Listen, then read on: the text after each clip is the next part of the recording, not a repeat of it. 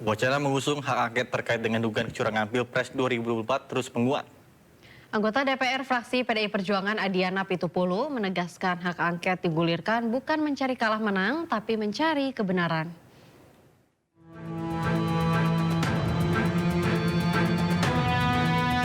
Capres nomor urut 3 Ganjar Pranowo mendorong partai pengusungnya menggulirkan hak angket di DPR terkait dugaan kecurangan Pilpres 2024. Dugaan kecurangan pada Pilpres 2024 mesti disikapi. Fraksi PDIP DPR juga telah menegaskan solid melayangkan hak angket DPR guna menelisik kejanggalan dalam proses Pilpres 2024.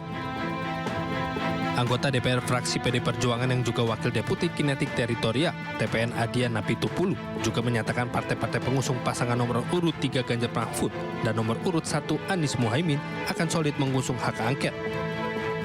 Selain itu, Adian juga menegaskan hak angket digulirkan bukan mencari kalah menang, tapi mencari kebenaran. Pak Ganjar, Pak Anies sudah sepakat untuk mengajukan hak angket beserta dan partai-partai pendukungnya. Ya kita lihat saja di parlemen proses politiknya. Bang, soal hak angket itu Bang, kalau dari fraksi PDI sendiri gimana sih? Menurut saya ketika Ketua Umum perintahkan kita pasti solid.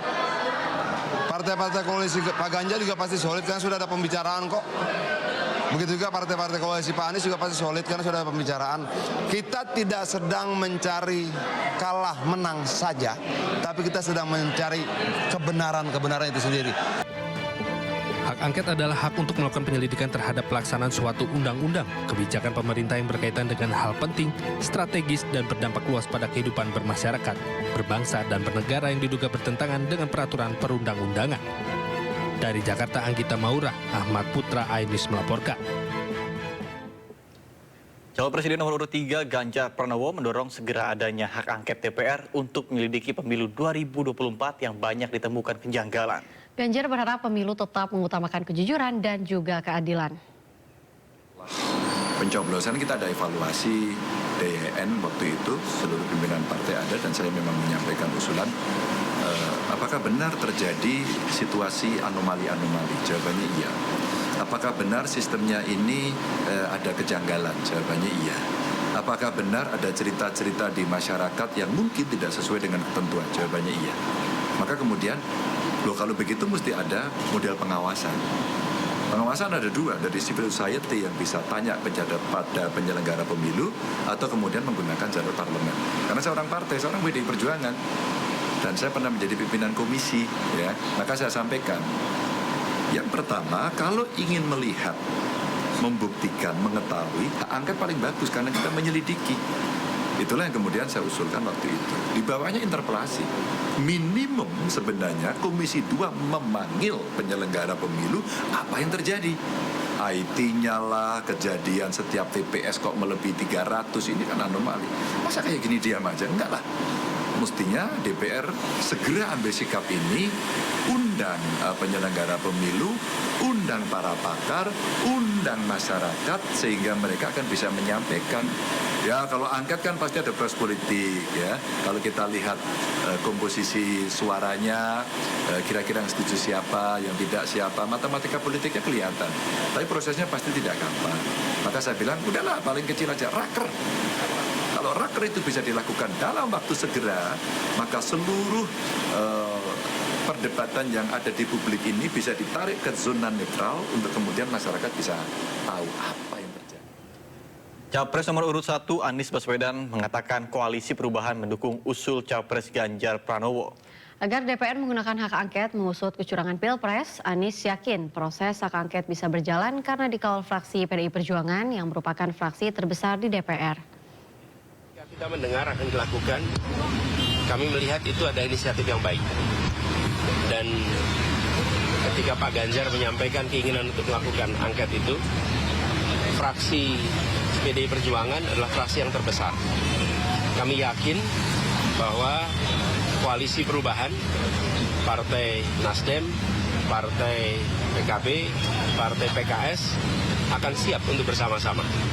Jadi siap, saya memandang dengan adanya inisiatif angket, proses di DPR bisa berjalan.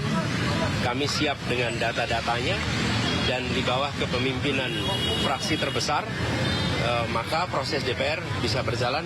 Saya yakin partai koalisi Perubahan siap untuk menjadi bagian dari itu. Informasi lainnya pemirsa, masuknya Ketua Umum Partai Demokrat Agus Harimurti Yudhoyono dalam Kabinet Indonesia Maju menjadikan Partai Demokrat kembali menduduki kursi pemerintahan bersama dengan PDI Perjuangan. Kini tersisa Partai Keadilan Sejahtera yang masih menjadi oposisi.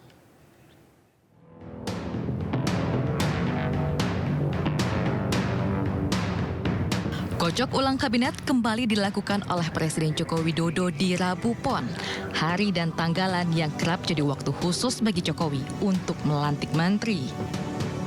Masuknya Ketua Umum Partai Demokrat Agus Harimurti Yudhoyono dalam Kabinet Indonesia Maju sebagai Menteri Agraria dan Tata Ruang Kepala Badan Pertahanan Nasional menunjukkan betapa cairnya koalisi partai politik hingga di penghujung jabatan Presiden. Usai bertemu dengan Ketua Umum Partai Nasdem Surya Paloh beberapa waktu lalu, Jokowi berencana mengundang Ketua Umum Partai Kebangkitan Bangsa Muhaimin Iskandar dan juga Ketua Umum PDI Perjuangan Megawati Soekarno Putri. Terkait dengan pertemuan dengan ketua parpol lain, Pak. Ketua parpol? Iya, kan ada yang lain, Pak. Kata Bapak semuanya. Kira-kira kapan, Pak? Semua yang kira-kira memang harus ketemu, ya bisa saja ketemu. Kalau memang nggak perlu, kenapa harus ketemu? Pak Presiden. Nah, ini dalam proses diatur semuanya. Karena saya memang ingin menjadi jembatan semuanya. Politisi PDI Perjuangan Adiana Pitupulu yang juga Wakil Deputi Kinetik Teritorial TPN Ganjar Mahfud justru mempertanyakan niat dan maksud Jokowi itu. Menanggapi hal tersebut, Adian menyatakan proses hitung suara KPU saja masih berlangsung. Dugaan suara menggelembung pun masif disuarakan, karenanya Adian mempertanyakan langkah Jokowi untuk merangkul parpol pasca pemilu. Sampai saat ini rakyat bingung karena produk yang dikeluarkan oleh lembaga negara tidak mampu menjelaskan.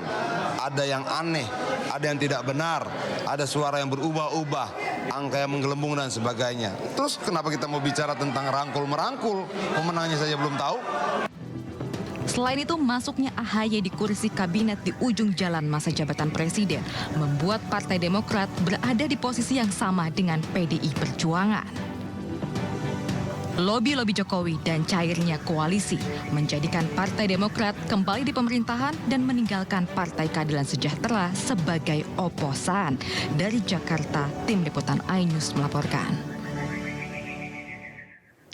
Resmi menjadi Menko Polhukam, Hadi Cahyanto menemui Mahfud MD. Pertemuan itu merupakan silaturahmi sekaligus membahas program prioritas kerja yang harus dilanjutkan. Hadi Cahyanto menyambangi kediaman Mahfud MD di kawasan Patra Kuningan, Jakarta, Kamis siang. Hadi Cahyanto membeberkan selama pertemuan keduanya, Mahfud MD banyak sekali memberikan arahan mengenai persoalan di Kemenko Polhukam. Antara lain persoalan bantuan likuiditas Bank Indonesia, kemudian Undang-Undang Mahkamah Konstitusi dan kasus pelanggaran hak asasi manusia berat yang belum terselesaikan. Hadi berkomitmen akan menuntaskan kerja Mahfud MD yang belum selesai di Menko Polhukam. Selain itu, Mahfud yakin dengan sosok Hadi Cahyanto yang mampu melaksanakan tugas dengan baik. Sebelumnya, Presiden Joko Widodo juga telah melantik Hadi Cahyanto sebagai Menko Polhukam di Istana Negara. Saya kemarin dilantik belum sempat bertemu dan hari ini saya bertemu dan tadi di dalam saya membicarakan terkait dengan pending matter yang belum dilaksanakan atau yang sedang berjalan di Kementerian Koordinasi di Polhukam. Dan beliau memberikan gambaran dan arahan banyak sekali yang tentunya harus sekarang saya tindak lanjuti permasalahan-permasalahan yang sedang berjalan ataupun permasalahan yang belum selesai dilaksanakan. Saya juga mengucapkan banyak terima kasih. Ternyata Prof luar biasa apa yang ada di Kemenko itu yang sampai sedetail-detailnya saya diberikan informasi. Dan mudah-mudahan dengan informasi yang baik ini dari Prof Mahfud, saya bisa melaksanakan tugas itu dengan baik. Saya adalah Menko Sipil pertama. Ternyata dengan Pak Hadi enak sekali, lancar semua urusan. Apapun gitu kita koordinasikan. Waktu itu Pak Hadi Panglima. Lalu Kapolrinya ya Pak Sigit, sebelum Pak Sigit Pak Idam. Lancar ternyata koordinasi kita. Jadi saya sangat senang dengan Pak Hadi. Orangnya soleh juga. Saya selalu bercerita, dulu orang tuh kalau sama tentara takut, dianggap tidak sembahyang, tidak apa dulu rajin sembahyang tuh kalau perjalanan dengan saya kemana-mana waktunya sholat gitu bersama. Jadi kesannya